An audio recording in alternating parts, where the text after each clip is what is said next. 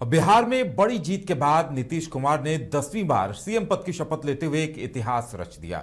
NDA ने अपना शक्ति प्रदर्शन भी किया। खूब उत्साह के साथ शपथ ग्रहण समारोह आयोजित किया गया।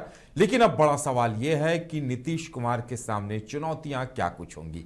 हम चर्चा करेंगे। हमारे साथ हमारे वरिष्ठ सहयोगी राकेश रंजन जी हैं और सहयोगी मदन भी हैं। राकेश जी, नीतीश कुमार की चुनौतियों के बारे में अगर बात की जाए तो आप चुनौतियों को किस क्रम में देखते हैं और सबसे पहली और बड़ी चुनौती उनके सामने क्या कुछ होगी?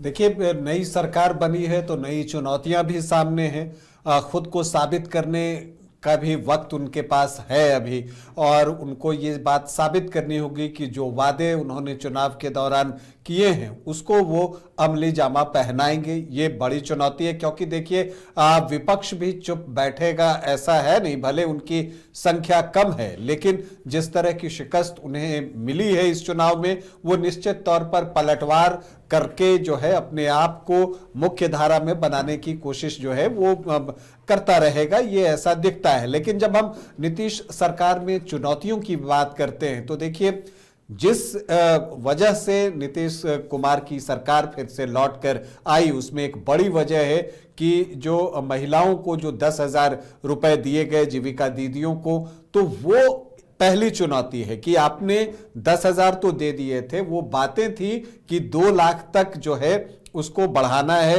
लोन की ही शक्ल में बढ़ाना है।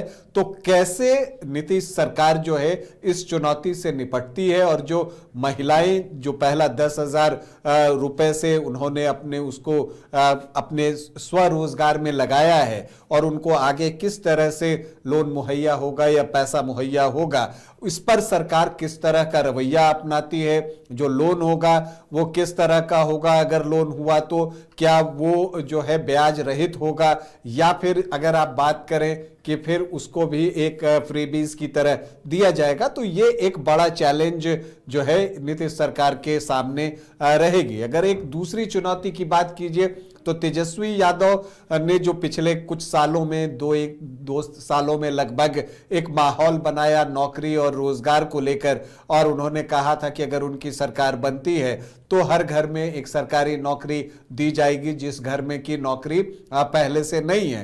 तो नौकरी और रोजगार, ये नीतीश सरकार के सामने सबसे बड़ी चुनौती जो है वो है, क्योंकि युवाओं की अपेक्षाएं इस सरकार से बहुत हैं। उन्होंने भी बढ़ चढ़कर नीतीश कुमार को वोट किया है, इनके सुशासन पर भरोसा जताया है, तो उनको भी उम्मीद होगी। और चूंकि जो घोषणा पत्र था और जो बातें संकल्प पत्र के जरिए एनडीए के सामने आई थी, तो 1 लाख नौकरी और रोजगार, जिसमें नौकरी भी है रोजगार भी है, माफ कीजिएगा 1 करोड़ जो है नौकरी और रोजगार की बात एनडीए ने अपने संकल्प पत्र में कही है। तो ये 1 करोड़ रोजगार किस तरह से मुहैया होगा, उसके लिए क्या ब्लूप्रिंट होगा, क्योंकि देखिए अगर आपको 1 करोड़ रोजगार जनरेट करना है, चाहे वो सरकारी नौकरी के थ्रू कीजिए, प्राइवेट नौकरी के थ्रू कीजिए या स्वावलंबन के थ्रू कीजिए, तो आपके पास 5 साल का वक्त बहुत ज्यादा नहीं होता। उसके लिए आपको काम त्वरित गति से शुरू करना होगा, ताकि इसको आप इंप्लीमेंट कर सके 5 साल खत्म होने से पहले। तो ये सबसे बड़ा चैलेंज अगर आप देखें नीतीश सरकार के सामने, तो ये नौकरी रोजगार और स्वरोजगार के फ्रंट पर ही दिखता है, क्योंकि युवाओं की जो अपेक्षाएं होती हैं वो अपार होती हैं, अनंत होती हैं, और उनके लिए जो सबसे बड़ी समस्या है, जो चिंता है, वो उनका अपना करियर होता है कि अगर उनका करियर एक बार बन गया तो फिर उनकी जिंदगी जो है वो स्मूथली चलेगी, उनका परिवार भी जो है स्मूथली चलेगा। तो इसीलिए ये एक बड़ा चैलेंज है। इसके अलावा आपने इस चुनाव के दौरान देखा होगा कि विपक्ष हमेशा उद्योग धंधों को लेकर जो है नीतीश सरकार पर हमलावर रहा है। तो वहां पर भी एक चैलेंज है कि आप कैसे फैक्ट्रियों को अपनी तरफ आकर्षित करते हैं, उनको जमीन कैसे मुहैया कराते हैं, क्योंकि अगर कोई फैक्ट्री लगाने आएगा तो उसको जमीन चाहिए, तो फिर वहां से कई प्रैक्टिकल प्रॉब्लम जो है वो शुरू होते हैं। तो उनसे सरकार कैसे निपटती है, या कोई आप इस तरह के ई कॉमर्स से जुड़े हुए रोजगार की बात करते हैं, उद्योग धंधों की बात करते हैं, तो ये सारी चीजें जो है नीतीश सरकार के सामने बड़ी चुनौती के रूप में है। इसके अलावा किसानों को कहा गया है कि 9,000 रुपया दिया जाएगा। अभी 6,000 रुपया केंद्र सरकार देती है, तो 3,000 रुपया जो है अतिरिक्त राज्य सरकार को सालाना देना है। तो इस पैसे का भी इंतजाम राज्य सरकार को करना है, तो ये भी एक चैलेंज है। और इसके अलावा हर जिले में मेडिकल कॉलेज, इंजीनियरिंग कॉलेज खोलने की चुनौती होगी।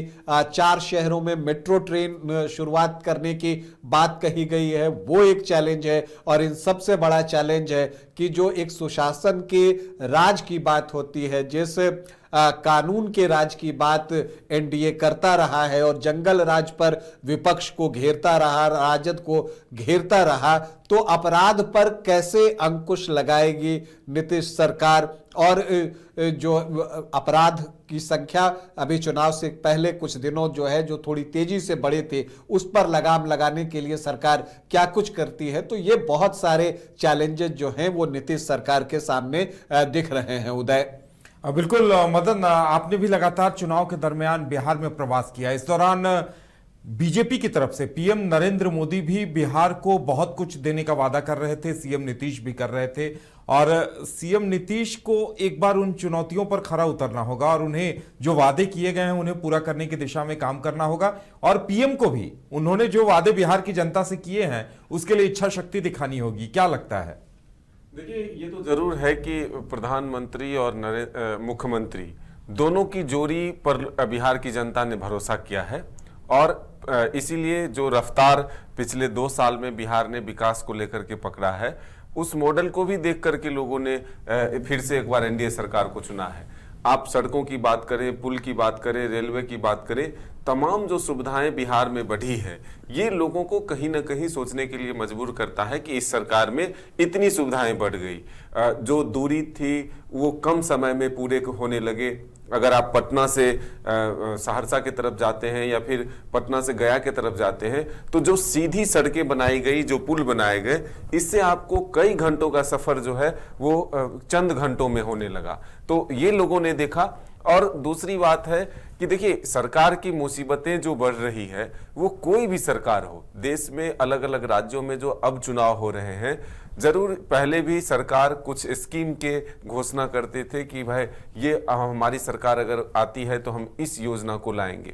लेकिन ये मुफ्त की जो बातें चलने लगी है, चाहे वो बिजली मुफ्त हो जाए, चाहे पेंशन की राशि जो है वो 400 से बढ़ाकर 1100 कर दी जाए, उज्ज्वला गैस योजना की घोषणा हो जाए कि अब गैस सिलेंडर जो है वो 500 रुपए में ही आपको मिलेंगे। रोजगार की बात अगर करते हैं तो अब ये है कि प्रयास किया जाएगा, उद्योग लगाए जाएंगे और उसके बाद लोगों को रोजगार मिलेगा। तो वादे जो ये हर घर को नौकरी हम देंगे, कोई भी राजनीतिक दल ये करता है, कोई कहता है हम 1 करोड़ लोगों को नौकरी और रोजगार देंगे। तो चुनौतियां हैं कि सरकार पैसे कहां से जुटाएंगे इतने। अब ये प्लस पॉइंट है नीतीश कुमार के साथ कि केंद्र की सरकार जो है उनके साथ है, वो अगर भरपूर मदद करती है तब जाकर के कुछ नया और कुछ बड़ा हो सकता है। लेकिन फिर भी उस सरकार के ऊपर भी, केंद्र सरकार के साथ भी कई राज्यों की सरकार है। अगर पूरी तरह से सिर्फ बिहार पर ही फोकस हुआ तो अन्य राज्य में भी जो घोषणाएं हो रही हैं, जो वादे हो रहे हैं, उसको कैसे पूरा किया जाएगा। तो कहीं ना कहीं एक ब्रेक जो है वो जरूर लगेगा। जो बोझ बढ़ेगा सरकार पर, तब आगे चलकर देखना होगा कि इस बोझ के बीच जो वादे हैं उसको सरकार किस तरह से धरातल पर उतारती है। हालांकि प्रधानमंत्री ने देश और दुनिया के इन्वेस्टर्स को जरूर पहले ही दिन जो चुनाव परिणाम आए और बीजेपी के दिल्ली के केंद्रीय कार्यालय से जो संबोधन था उनका, उसी दौरान उन्होंने अनाउंसमेंट किया कि मैं आह्वान करता हूं, बिहार के उन युवाओं से भी आह्वान करता हूं जो कहीं ना कहीं किसी रूप से रोजगार के क्षेत्र में योगदान दे रहे हैं देश दुनिया में, वो अपने बिहार पर भी फोकस करें। तो अब इसका कितना प्रतिकूल असर पड़ता है ये आने वाला वक्त बताएगा। लेकिन चुनौतियां हैं, इससे इनकार नहीं की जा सकती है, क्योंकि तमाम योजनाएं अगर मुफ्त ही चलेंगी तो फिर सरकार पर इतना बोझ होगा कि सरकार को सोचना होगा कि हम बजट कहां से इंतजाम करें। देखिए उदय, अगर जैसा कि मदन जी ने कहा कि आपको सोचना होगा कि बजट कहां से लाएं, और आप रोजगार दें, आप पलायन की बात करते हैं तो आप ये भी चाहते हैं कि आपके राज्य का युवा जो है दूसरे राज्यों में न जाए, यहीं पर रुके।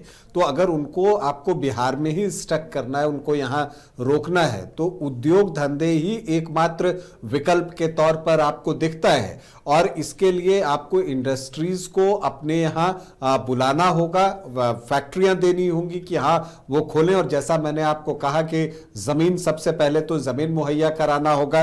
बिहार इस मामले में अब थोड़ा लकी है कि इंफ्रास्ट्रक्चर ऑलमोस्ट डेवलप हो चुका है। अगर आप सड़क मार्ग की बात करें, बिजली की बात करें, तो वो सारी चीजें जो है अब बिहार के पास हैं। अगर यहां पर फैक्ट्रियां लगती हैं और जहां पर बाढ़ जैसी कोई समस्या बहुत विकट नहीं होती है, उन इलाकों में भी अगर फैक्ट्रियां लग जाती हैं और वहां पर लोगों को अगर रोजगार मिलने लगता है, तो जो एक पलायन की समस्या रही है कि कम पैसों के लिए भी छोटी नौकरियों के लिए लोगों को पलायन करना पड़ता है। देखिए, मैं पलायन को दो तरह से देखता हूं। एक तो होता है कि आप अपने करियर में और बेहतर करने के लिए पलायन करते हैं, जैसे, और ये पलायन जो है छोटे शहरों से गांवों से छोटे शहरों तक, छोटे शहरों से बड़े शहरों तक, बड़े शहरों से राज्य की राजधानी तक, और राज्य की राजधानी से देश के बड़े शहरों और राजधानी तक, और देश के बड़े शहरों और राजधानी से लेकर विदेशों तक होता है। तो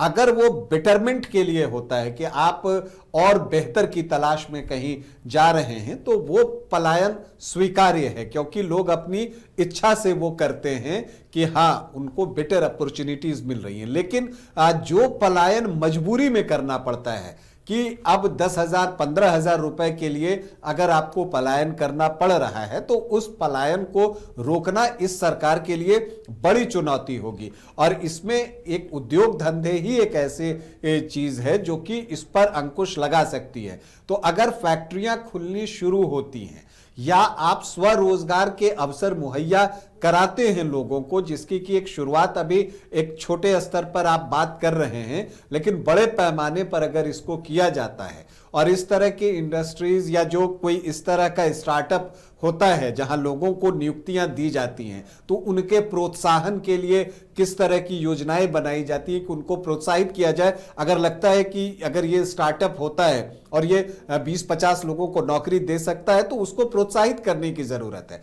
तो अभी सरकार के तौर पर बहुत सारी चुनौतियां हैं और इसके लिए टो पे खड़ा होना होगा। जो पिछला 20 साल गुजरा, इस चुनाव के दौरान हमने लोगों को यह कहते हुए सुना है कि आखिर सड़क तो अब बन गई। क्योंकि इस चुनाव में आप देखिए, जो पहले एक चुनावी मुद्दा होता था बीएसपी, वो पार्टी वाली नहीं, बीएसपी, बिजली सड़क पानी, अब वो मुद्दा नहीं बन रहा है क्योंकि वो सारी चीजें ऑलमोस्ट पूरी हो गई हैं।